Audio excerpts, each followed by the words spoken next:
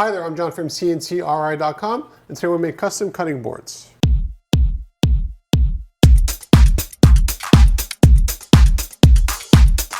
When it comes to making custom cutting boards, we can literally make them out of any material, any size, any shape.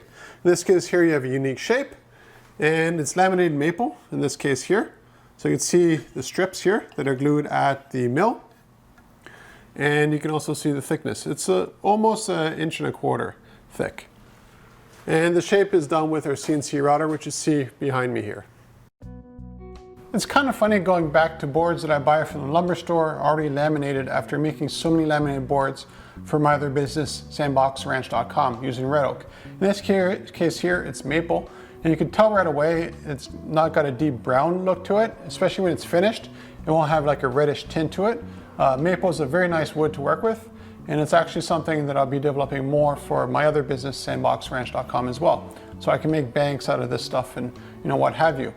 Now you'll notice that a lot of the wood here is lifting up, and that's because what I'm using is a router bit that actually is an upcut. So it pulls the wood up as it's cutting instead of pushing it down.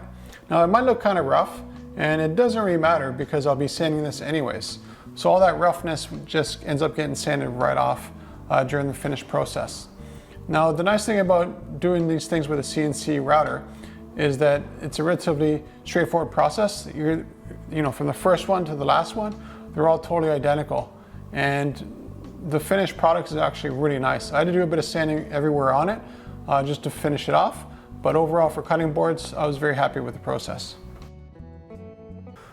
Of course, these cutting boards are also laser engraved on the back, but I can't show you that. I can just show you the front of it, of the work that we did. So that's the nice thing about having multiple platforms, because we can not only customize the material and the shape and everything about the cutting board itself, but we could also customize the branding on it, literally on any surface.